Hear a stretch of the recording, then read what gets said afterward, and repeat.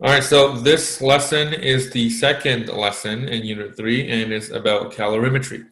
So we're going to be doing a lot of math with this lessons, a lot of calculations involving specific heat capacity, enthalpy, which is a really important concept, and then molar enthalpy change.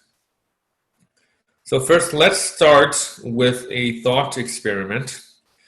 Imagine you're on the beach on a hot summer day, and the sun is beaming down at the beach. Which surface will feel hotter, the sand or the beach water? What do you think? The sand. The sand. I don't know if you've ever had this experience, even if you've never been to the beach. You can still imagine you go to Wonderland, the water park. The pavement is going to be very hot when you step on it with your bare feet, whereas the water will still be cold. Same thing for the beach. If you go to the beach on a hot summer day, the sand will have a really hot burning sensation on your feet because it's been heated by the sun for so long, but the water will not. Water will actually be still freezing cold. Question is why? Both substances have been heated by the sun for the same amount of time. The sun rises, it heats both the water and the sand equally. And so how come that the temperature of the sand is so much higher than the water? And same question can be applied to metals. So why do metals become so much hotter than other objects when they're exposed to heat? If you ever have a spatula that's made of metal, I guarantee that the handle is not made of metal. Because if it is, and you leave the spatula inside your frying pan, that's going to quickly heat up. You won't be able to pick up the spatula. Okay, I once left a metal spoon in a pot of soup, and I had the heat on. I was an idiot. When I tried to grab the spoon, it was really hot. I couldn't do it. This has to do with specific heat capacity. Okay, it's denoted by the letter C. Don't be confused with the speed of light. They're both C. This one is specific heat capacity. What does that mean? It simply means the quantity of thermal energy required to raise the temperature of 1 gram of a substance by 1 degree Celsius. In English, it means I have 1 gram of something. Well, how much energy do I need to raise this 1 gram of stuff by 1 degree Celsius? Okay, if you want to heat something, you need energy. I want to heat 1 gram of something by 1 degree. How much energy is that? So that is specific heat capacity. If you have a high specific heat capacity, like water, then you need a lot of energy to heat it. Whereas if you have a low specific heat capacity, like the metal or sand, you don't need a lot of energy to heat that up. Okay, so if you look at that chart on the bottom, water has a specific heat capacity of 4.18.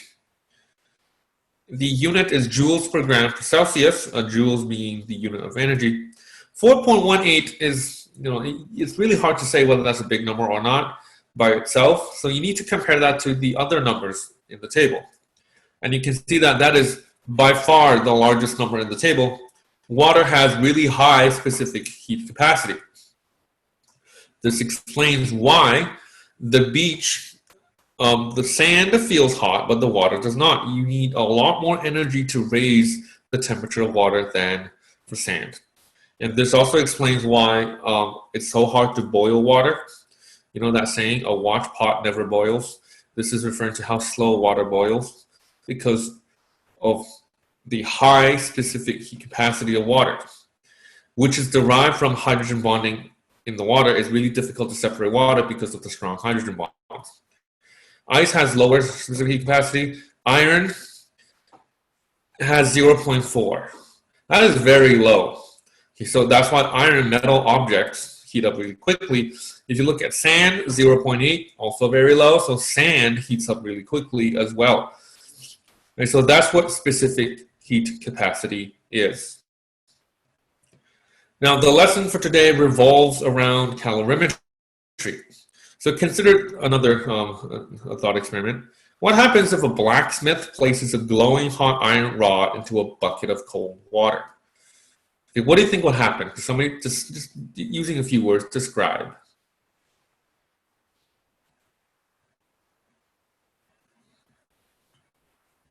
Folks?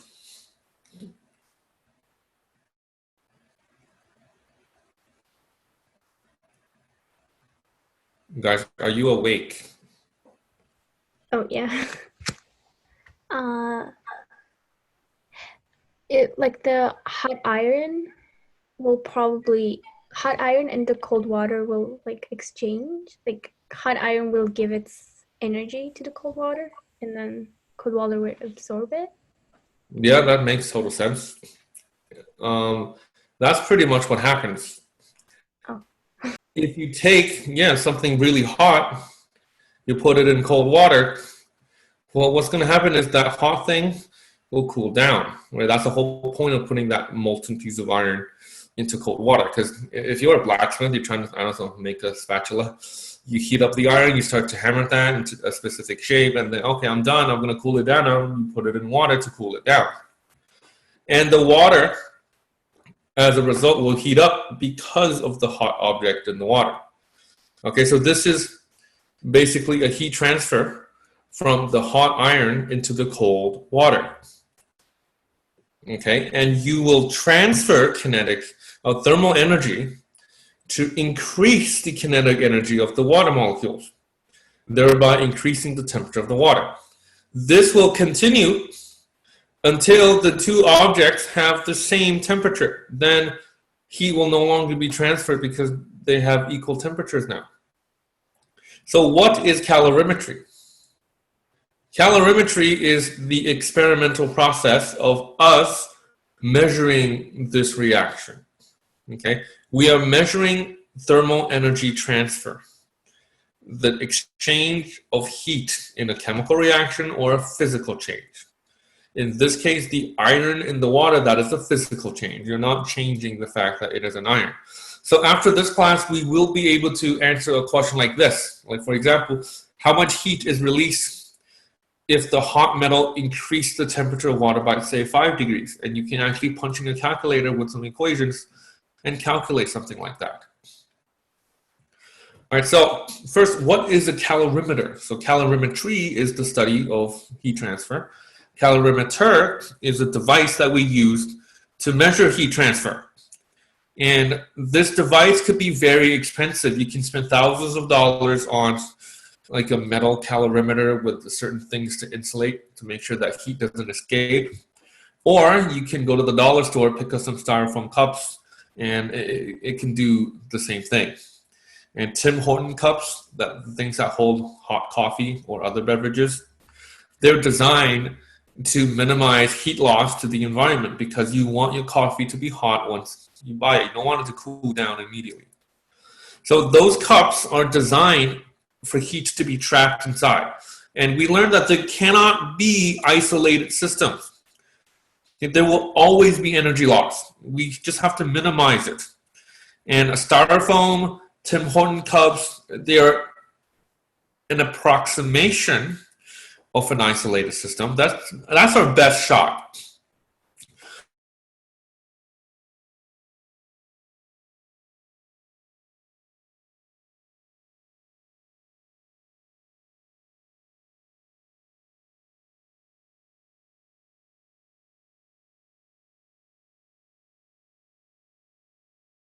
Using them. The energy losses to the environment is supposed to be so small because of our cups that we will completely ignore them. They're negligibly small. All the energy changes inside of the calorimeter we will attribute to our reaction, okay, and not the environment, okay, just to make that clear. So when we do our calculations, we must make two assumptions. The first one is that thermal energy does not enter or exit the calorimeter. In other words, it is an isolated system. Okay. Second, all of the content of the calorimeter, they have the same density, same as water, and the same specific heat capacity as water. Okay, it might not be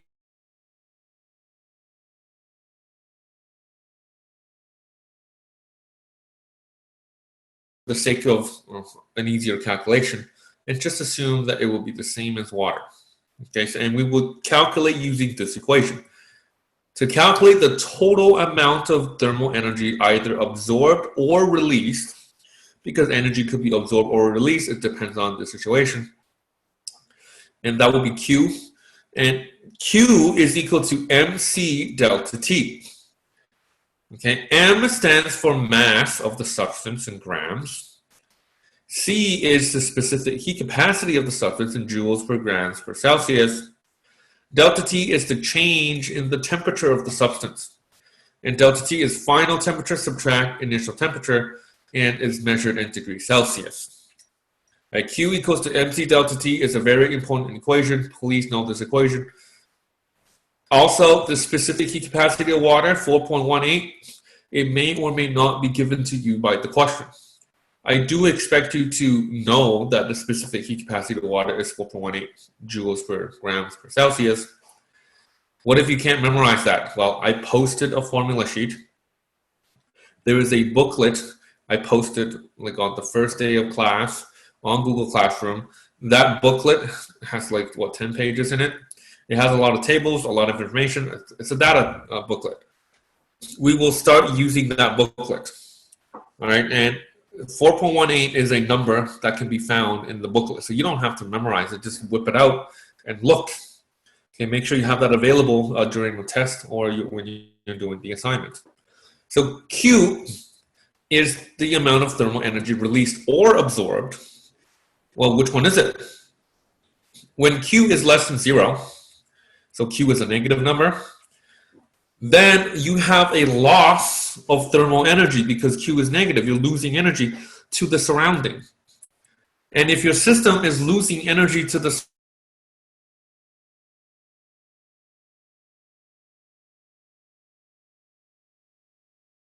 space, because the water is the surrounding. Does that make sense? The reactions happen in the water, and the water will be your surrounding. And if the water gets hotter, that means where did the heat come from? It came from the reaction. So the reaction lost heat to the water. If Q is a positive number, that means thermal energy is absorbed into the system. The system took energy from the water to become warmer. The system becomes warmer, endothermic. It now has a higher energy, but the temperature of the water will decrease because you took the energy to do the reaction. Water temperature will drop. Okay, so the sign of Q, whether it is positive or negative, it does make a huge difference.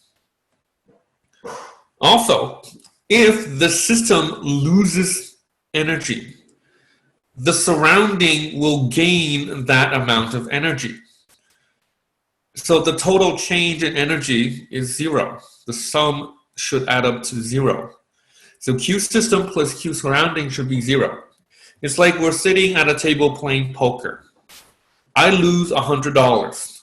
That means somebody at the table won $100. Or multiple people, they add up their winnings to $100. You see, it's a zero-sum game. My loss equates to your gain, and your loss is my gain. All right, so zero sum. Same thing here. You lose heat, somebody gets it. Okay, and if the surrounding loses heat, then the system will get it. So the heat of the system is the negative heat of the surrounding because they must add up to 0. Okay, I hope this is clear. This equation becomes important because you will need to use this in some calculations. You must distinguish between the system and the surrounding. You don't get them mixed up. So here's example 1. When 600 milliliters of water in an electric kettle is heated from 20 degrees to 85 degrees to make a cup of tea, how much heat flows into the water? So assume that the density of the water is 1 grams per milliliter. I'm going to show you how to do this question. You are asked to solve for how much heat flows into the water. So you need to solve for Q. And Q is mc delta T. So let's start to substitute numbers in. The M stands for mass. We are interested in heat flows into the water. So water is our substance here. Do we know the mass of water? Yes or no? Yeah, 1 gram per milliliter. Yeah, that's the density. We are given the volume of water, you see? If you have the volume of water, well, that is not the same as the mass of water. You need the density, and we have the density. It's 1 grams per milliliter. If we would just multiply the volume with the density, the milliliter should cancel out with the milliliter, and you're left with grams. So you have 600 grams. Does that make sense? And now you can substitute everything into your equation. M is 600 grams. C is 4.18 joules per gram per Celsius. And delta T, well, that's just final temperature minus initial temperature, so 85 minus 20. Let's try to cancel the units. The grams should cancel out. If you multiply gram and divide by gram, that's gone. The Celsius, well, these two will subtract into Celsius, and that will cancel with the Celsius on the bottom of the denominator. So the only unit left is joules. Your answer should be in joules, which makes perfect sense because Q is the transfer of energy, which is in joules. At this stage, you whip out your calculator, you put this in, you look at the number, and you get 1.63 times 10 to the 5 joules. Now, because that number is ugly, I don't like big numbers, I converted that to kilojoules. So this equates to 163 kilojoules. Therefore, 163 kilojoules of energy flows into the water. Okay, does that make sense? Significant figures. The answer must contain 3 significant figures. The 1, 6, and the 3. If you have 4 significant figures, you will lose marks. All right? Because the general rule is when you do a multiplication question, your final answer should have the lowest significant figure with the one you used in the question. Okay, in the question, we use 600.0, that is 4 sig figs. 4.18, well, that is 3 sig figs. 85.0 minus 20.0, that is 65.0. That has 3 sig figs. So the lowest number of sig figs you use in the question is 3. Your answer should have 3. You can't lowest one. You know that saying, you are as strong as your weakest link? Well, you use the lowest number of sig figs. It doesn't matter how many sig figs the other ones have. If the lowest one is 3, your answer should have 3. So 163. Okay, I hope that's clear. I had a question. If, like, for example, if we use 1.63 times 10 over 5 joules, can we use that as an answer as well? Because I just... Yeah, you can use joules. And they're both correct. Okay, I just decided to use kilojoules because it's easier to type. You know what I'm saying? Okay. Yeah, but 1.63 times 10 to the 5 joules, that also has 3 sig figs. The 10 to the power 5, that does not count for significant figures because it is a placeholder. It tells you where to find the decimal. Okay, thank you. You're welcome. All right, so here's example 2. A student places 50 milliliters of liquid water at 21 degrees Celsius into a coffee cup calorimeter. She places a sample of gold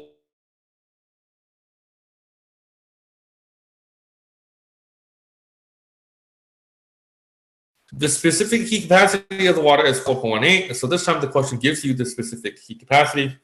And the density of water is 1 gram per milliliter. So this is a 2-part question. Part A, calculate the quantity of thermal energy Q absorbed by the water. Exact same question as before.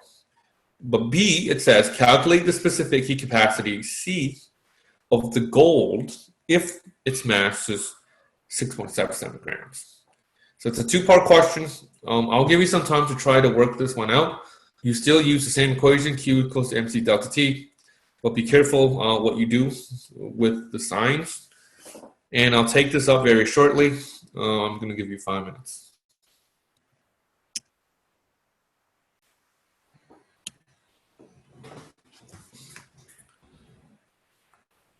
All right, so this is a two-part question. The first part, you have to calculate Q.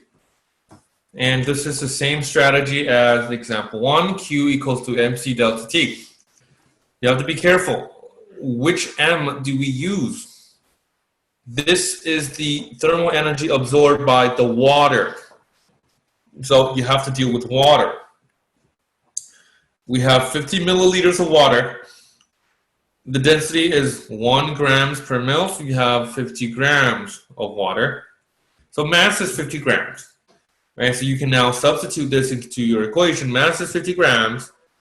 Specific heat capacity is 4.18 joules per gram per Celsius. And the change in temperature is 21.33 Celsius minus 21. The final temperature of the water, it says, is 21.33. Initial temperature is 21, so delta T is simply the difference. You whip out your calculator, you put this in, Q equals to 69 joules. Okay? And therefore, water absorbs 69 joules of thermal energy. Does that make sense? Why don't you write 69.0?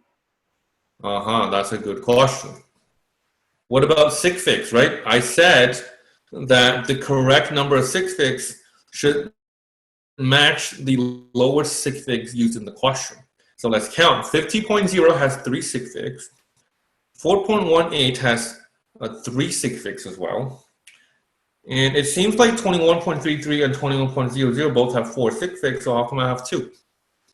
Well, the key is this subtraction right here.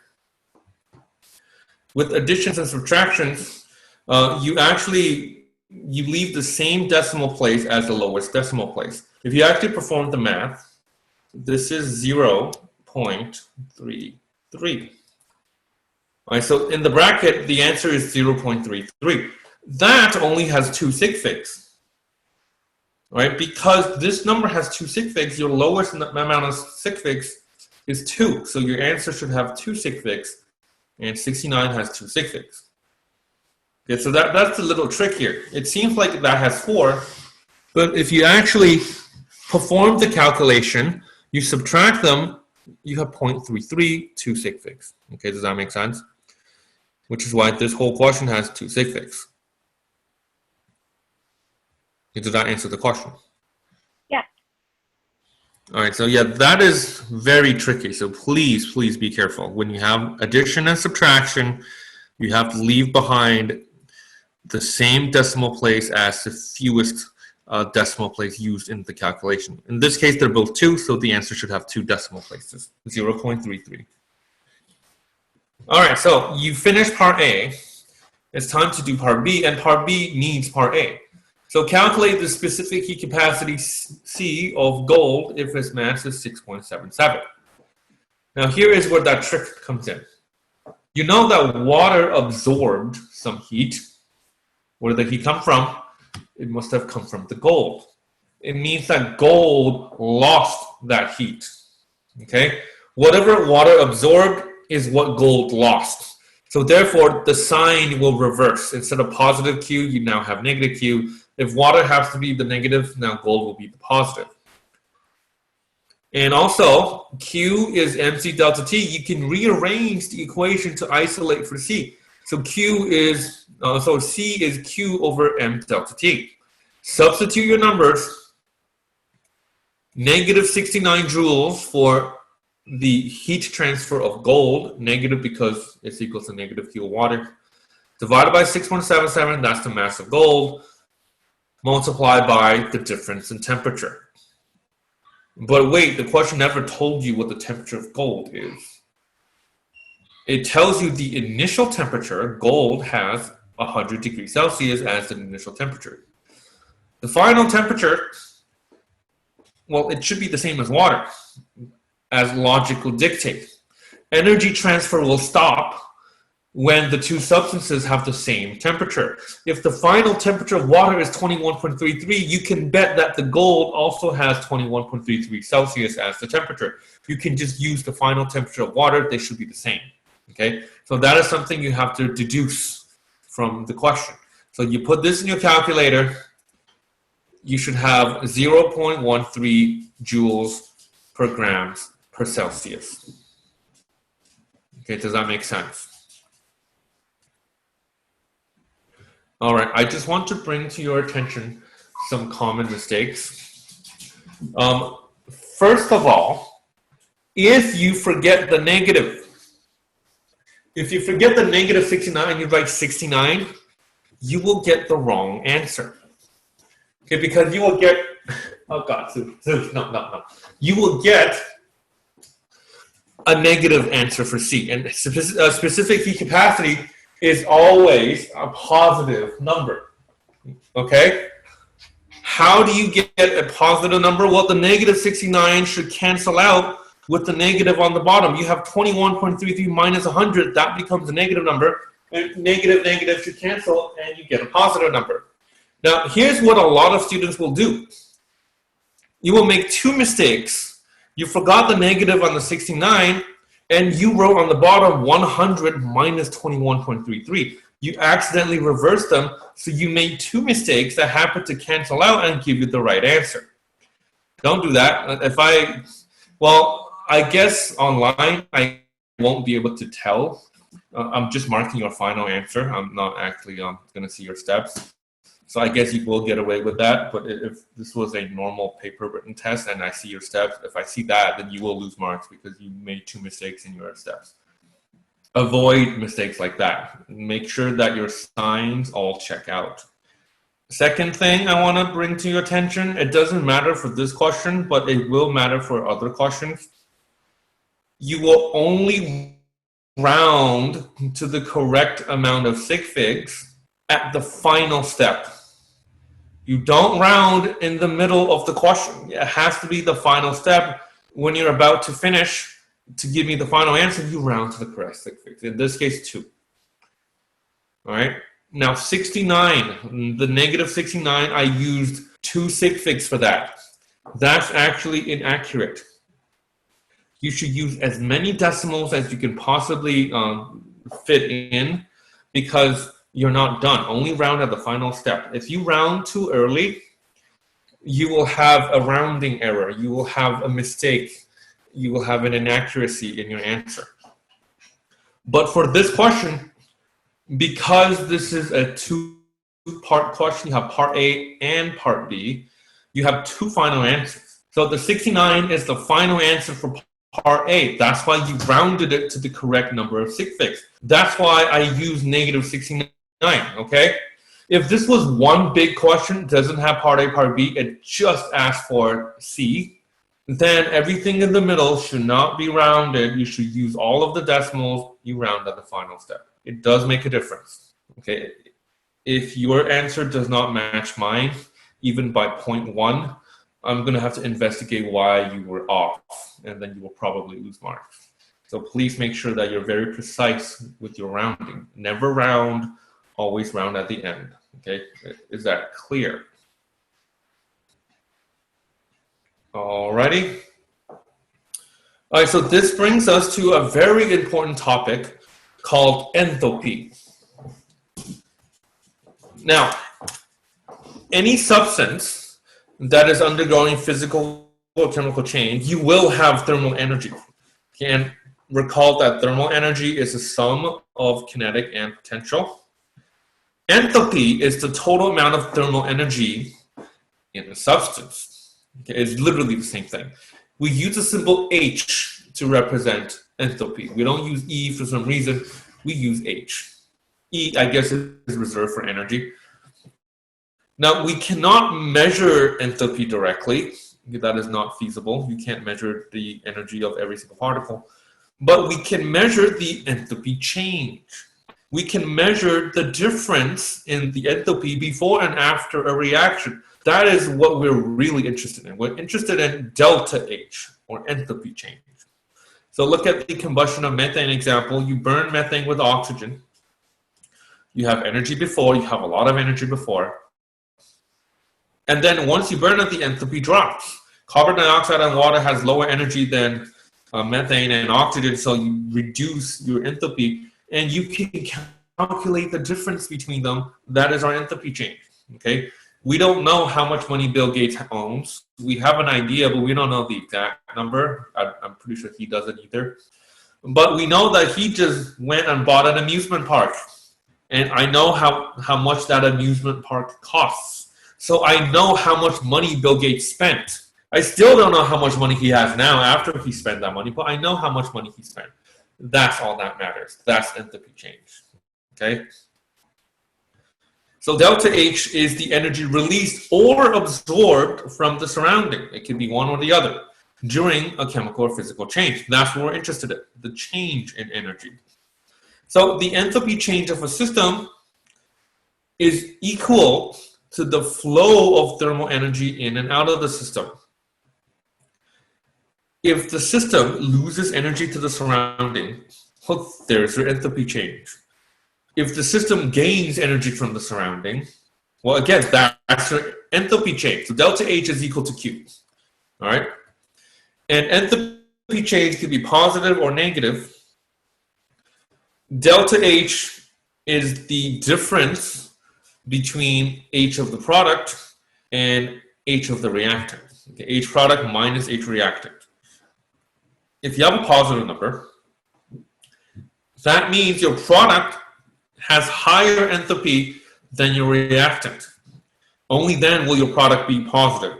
That means your product has more energy, thus you've gained energy to get to the product. You're endothermic. And if you have the opposite, if delta H is negative, you have exothermic reaction, which means the enthalpy of the product is less than the reactant. When you subtract them, you get a negative number.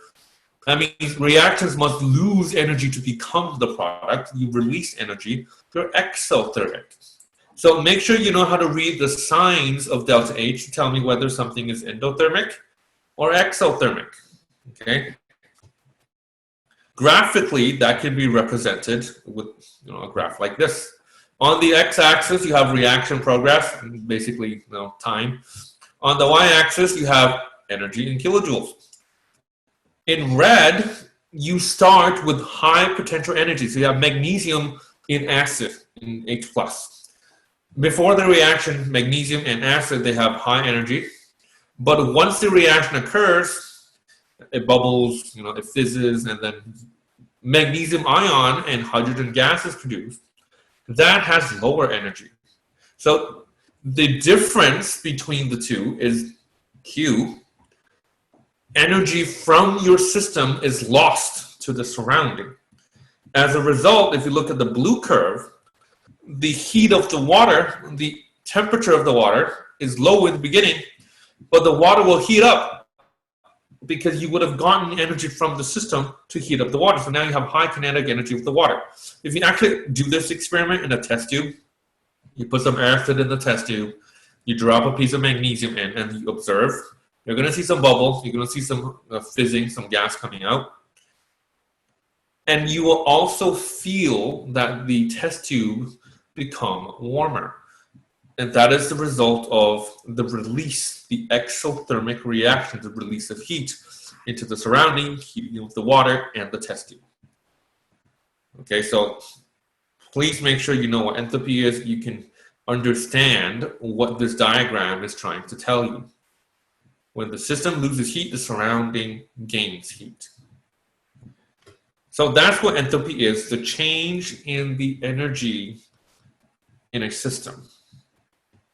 Molar enthalpy change, you add the word molar in front, that means the change in the energy of a system per mole, for 1 mole of that substance. Because the unit of enthalpy is joules, same as energy, molar enthalpy change would be joules per mole, because it's 1 mole. The symbol is delta H with a little subscript R. The R in delta HR represents reaction. And it could be one of many different kinds of reactions. So in the table, it summarizes the different possible reactions. So the first one, molar enthalpy of solution.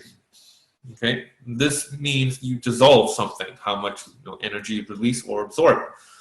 An example of this will be a sodium bromide solid dissolved in water to become sodium ion and bromine ion. Highlighted in red is what we're trying to look at. Okay, you have to focus this on the perspective of one of your compounds. Because you're dissolving sodium bromide, this is from the perspective of sodium bromide. Okay. Another one is the molar enthalpy of combustion. You're burning methane. So this reaction has an enthalpy change. The methane is highlighted in red because we are focused on the perspective of methane. We're combusting. What are we combusting? Methane. And recall that this is for 1 mole of the substance. So 1 mole of what? 1 mole of methane. Not oxygen. We're not burning oxygen, we're burning methane, so 1 mole of methane. So methane is red, and the coefficient in the balanced equation for methane must be 1. Same thing as vaporization, the molar enthalpy change of vaporization. That means from a liquid into a gas, like methanol is a type of alcohol that can evaporate into a gas. That is also 1 mole. In red, you have liquid methanol, 1 mole. Formation is a weird one. The enthalpy of formation, we will spend an entire lesson on that. Formation means to make something from its elements. So you have methanol again. Methanol is made up of 3 elements, carbon, oxygen, hydrogen. That's it. So the formation of methanol is carbon solid plus H2 plus O2. Right, but if you look carefully at the balanced equation, something's not right. You have a half as a coefficient for oxygen. You learn in grade 10 and 11, when you balance an equation, you cannot have decimals. You can't have fractions. You have to have whole numbers. So what you do is multiply everything by 2. So you have a 2, 4, 1, 2. That's not what we want. The perspective that we need to look at is methanol. This is the molar enthalpy change of methanol. You're forming methanol. So methanol has to have a 1 in front of the balanced equation. As a result, you have to divide everything by 2 so that methanol is a 1. So that's why oxygen ends up with a half. You have to appease whatever compound that you're focused on. That must have a coefficient of 1 because we're talking about 1 mole of that thing. This is clearly illustrated with the next 2 examples. The molar enthalpy change of neutralization. Sodium hydroxide plus sulfuric acid, that is a neutralization reaction, acid plus base. 2 sodiums for every 1 sulfuric acid. You can look at this from the acid's point of view. The neutralization of sulfuric acid, well, that will be the equation. You have 1 mole of sulfuric acid. But if you want to talk about the molar enthalpy change of neutralization of sodium hydroxide, then you use the second equation. Sodium hydroxide this time is in red, but the number is 1. You have half of sulfuric acid. All right? You have to know who you're focused on, and that compound must have a coefficient of 1. All right? And in real life, it's not that nice. You're not just going to have 1 mole of everything. So you can multiply by a constant. You can multiply by amount. It takes twice the amount of energy to vaporize 1 liter of water compared to 500 milliliter. You double the amount of water, you double the amount of energy needed to vaporize that water. Okay, that makes total sense. So if you want to calculate enthalpy change for the whole thing, and that is not 1 mole, well, all you have to do is figure out, well, how many moles do you have? And you can multiply that many moles with the molar enthalpy value. Okay? This is the equation here. The change in enthalpy for the whole reaction is equal to N. Okay? And N is the amount in moles multiplied by the molar enthalpy change for that reaction in kilojoules per mole. And mole times kilojoules per mole, well, the moles will cancel with the mole. You have kilojoule, which is the unit of enthalpy change. Okay, N is the amount in moles. Delta HR is the molar enthalpy change of the reaction. A really good way of looking at this is like you're buying apples. One apple costs 50 cents. You buy 20 apples. How much money do you need? Well, it's 50 cents times 20. That's $10. You see what I mean? So that's a very simple math problem. Same thing here. 1 mole, you have a molar enthalpy change value. You have a number. I have 20 moles. What's the enthalpy? Just multiply 20 with 1 mole, you have 20 moles. So hence this equation. Make sure you know this equation and you know how to use this one. So example 4 makes us use that example, that formula. Ethanol is a type of alcohol, and we use ethanol to disinfect skin prior to an injection at a hospital. You have 1 gram of ethanol. You spread this across your skin, and it evaporates. What is the expected enthalpy change? The molar enthalpy of vaporization of alcohol is 3.6 kilojoules per mole. So that's our question. We need to solve for the expected enthalpy change, delta H. Okay, and delta H is equal to N times delta H of vaporization. All we have to do is substitute numbers in. N is moles. Do we know how many moles of ethanol we have? Does the question tell you that? Yes or no? No. No. The question gives you grams. But we learn how to convert from grams to moles in grade 11 chemistry using stoichiometry, and that's exactly what we're going to do. 1 gram of ethanol, if you divide by its molar mass, and you can find the molar mass on the periodic table, there are 2 carbons in ethanol, so 2 times 12.01. 1 oxygen, so 16.00. You have 6 hydrogens in total, so 6 times 1.01. So the grams will cancel with the grams. And then the moles will cancel with the moles. And what you have left will be kilojoules. All right, so you understand what I did there? I converted grams into moles, and then I used that, the amount in moles, I multiplied by the molar enthalpy, which is kilojoules per mole. I could cancel the moles, I have kilojoules. So 2 steps, convert to moles first, and then apply the formula. I happen to write them into one straight line like that, because I don't want to use my calculator twice if I don't have to. Yeah, that's a waste of my time. And also, I have a lot of decimals. If I use them twice, I got to keep all of those decimals. I just don't like that. So I want to do it all in one step. You put this in a calculator.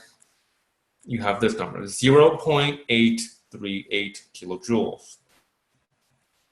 I round to the correct number of sig figs, which is 3. Everything in my question has 3 sig figs. The answer must also have 3 sig figs. All right, so because the delta H is a positive number, is positive 0.83, meaning that alcohol needs to absorb energy in order to evaporate. It's an endothermic reaction, which makes perfect sense. Okay, do we have any questions?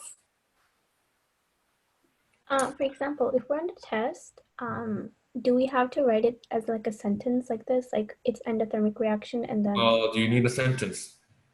If the question asks for a word answer, if say this wants to determine whether this is endo or exothermic, then you have to tell me endo or exothermic, right? Mm-hmm. If the question asks for a numeric value, like what is the enthalpy change, you just need to give me the numeric value. I don't need a sentence. Oh, okay. Does that make sense? Mm-hmm. But what you need is the answer in the correct number of decimal places, sig figs, as well as the unit. Without the unit, you will also lose marks. This is science. This is not math. Units matter. Okay, make sure you write exactly that 0.838 space kilojoules. Okay, you good? You need to be really familiar with grade 11 chemistry, especially the stoichiometry part, the conversion between mass and moles. Notice that this isn't even part of the question. This just assumes you know how to do that. Okay, make sure you really remember your grade 11 chem. All right, so example 5. An energy change called enthalpy of solution occurs when a substance dissolves in water. A student places 125 grams of liquid water at 24.2 degrees Celsius into a coffee cup calorimeter and then adds 10.5 grams of solid potassium bromide, also at 24.2 degrees Celsius. The potassium bromide dissolves and the temperature changed to 21.1 degrees. Your job is to calculate the molar enthalpy change for this dissolution reaction. So what is the molar enthalpy of solution of potassium bromide? Okay, this is quite a long question. It has many steps. I'll give you around 5 to 10 minutes to work on this, and then I'll take this up. If you can get this without me, then you really understand this lesson. So I'll come back in 10.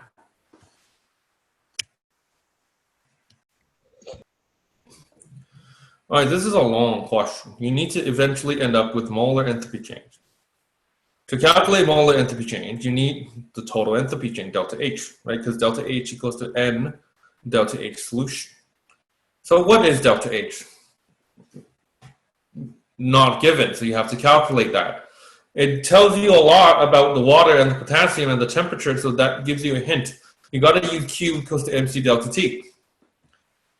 And we need to look at the water in particular. The Q surrounding is equal to MC delta T, and the surrounding refers to the water. Mass, therefore, refers to the mass of water, not potassium. C also refers to the specific heat capacity of water, not potassium. One mass, 125 grams of water, 4.18 joules per grams per Celsius, and the difference in temperature of the water. Temperature dropped to 21.1. It was at 24.2. You start canceling the units. You put this in your calculator, you have this ugly number.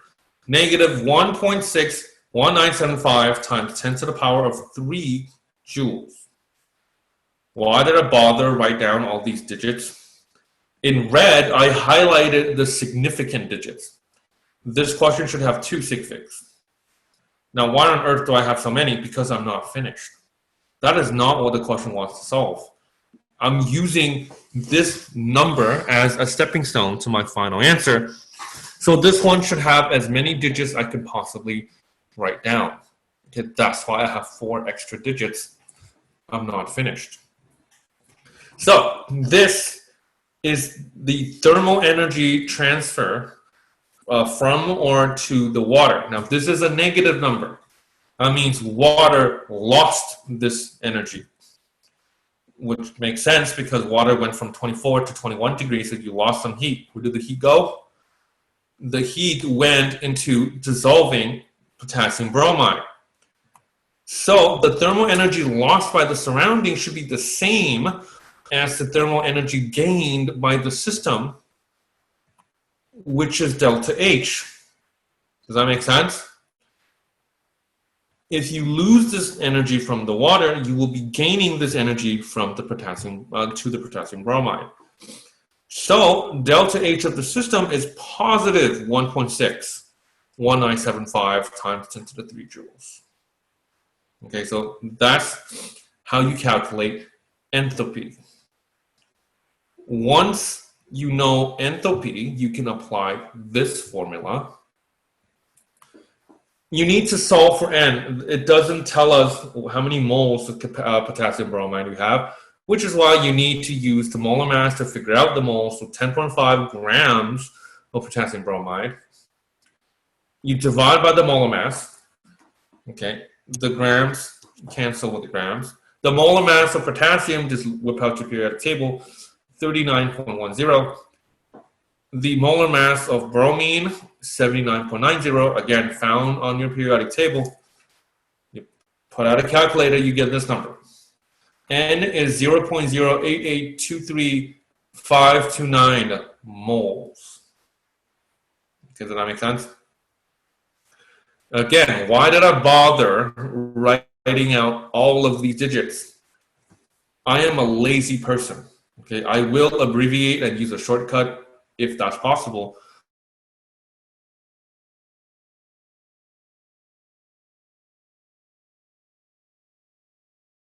That is terrible practice because you rounded the rest of the decimals, and now your answer might be inaccurate because you're now dividing by the wrong number. Okay, and if you round to 0.09, you're really setting up yourself to lose a lot of marks because that is not the same as this number. So you have to use this number. You plug all of these numbers into your equation, 1.61975 times 10 to the 3 joules. That is the enthalpy. This is equal to 0.0882359 moles, that's how many moles you have, times molar enthalpy of solution. Right? And you want to solve for molar enthalpy of solution, so you rearrange for this. Now it is time to figure out sig figs because this is our final step. This step will give us the answer. 1.6 should have 2 sig figs. Because that part of the calculation, the least number of sig figs is 2. Okay, the moles should have 3 sig figs because from that calculation, 10.5 and the molar mass, they all have at least 3 sig figs, so that must be 3. You have a 2 sig figs divided by a 3 sig fig, the answer should be 2 sig figs. You put this in a calculator. I converted this to kilojoules because I don't want to write those zeros. 18 kilojoules per mole. Okay, the unit should be joules per mole or kilojoules per mole, it doesn't matter. But you must have 2 significant figures in your final answer. If you round too early, you might get 17 kilojoules, you might get 19 kilojoules, okay? You might not get 18, so please make sure you don't round too early. So this means the molar enthalpy of solution is 18 kilojoules per mole of thermal energy absorbed. In order to dissolve 1 mole of potassium bromide, you need 18 kilojoules of energy. Okay, that's what this means. Any questions regarding this example here? All right, I hope this was clear. We can represent molar enthalpy change in 3 different ways. So we have established that we need 18 kilojoules of energy to dissolve 1 mole of KBr. Well, you can write the dissociation equation to reflect this. KBr solid, if you plus 18 kilojoules, you're using that as your reactant, you will dissolve it into potassium ion and bromide ion. You can write it in your equation. If you find your energy in the reactant side, that means it's endothermic. If the number is found in the product, that means the product will produce this energy. That will be exothermic. Okay, so it depends on which side of the arrow you have the number. In this case, it's endothermic. If you don't want to put it inside the equation, you can take it out. You can just write it like this. Potassium bromide solid. It will dissolve into K plus ion and bromide ion. Well, what is the enthalpy of this? You write it on the side. Delta H is plus 18 kilojoules. The positive sign tells you that this is endothermic. Okay, that's the second way of representing this. Now, note, you can, of course, double everything. You can multiply the entire equation by, say, 2. But then if you do that, the energy, kilojoules, 18, that will also be multiplied by 2. So you treat this as a stoichiometric coefficient. Just like all the others, if you divide by 2, you divide everything, including the energy. If you multiply by 2, you do the same with the energy. Okay? The last way to represent enthalpy change is to use a potential energy diagram. It's a graph. For this example in particular, you have a chart like this. Again, x-axis, reaction progress, that's basically time. Y-axis, potential energy in kilojoules. In this endothermic reaction, your reactant is KBr. That has relatively low enthalpy. We don't know what that enthalpy is, but we know it's fairly low compared to the product. And the product, the dissolved ion is K plus and Br minus. That has more potential energy than the reactant. Again, we don't know the absolute values of these two, but we know that the difference is 18. And the difference represents delta H. Does that make sense? You need to be able to read and even draw this diagram given a question. So there are three ways to represent energy change. You can write the number in your equation.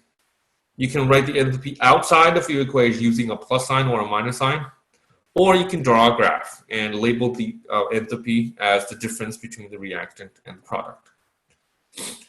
So this will conclude today's lesson. Okay, we learned specific heat capacity. We learned Q equals to MC delta T, how calorimetry works. And we learned delta H enthalpy and enthalpy change. We learned molar enthalpy change, difference between endothermic versus exothermic reaction. And we did a lot of calculations with those concepts. So do we have any questions, guys? All right, cool. I'm going to end the recording.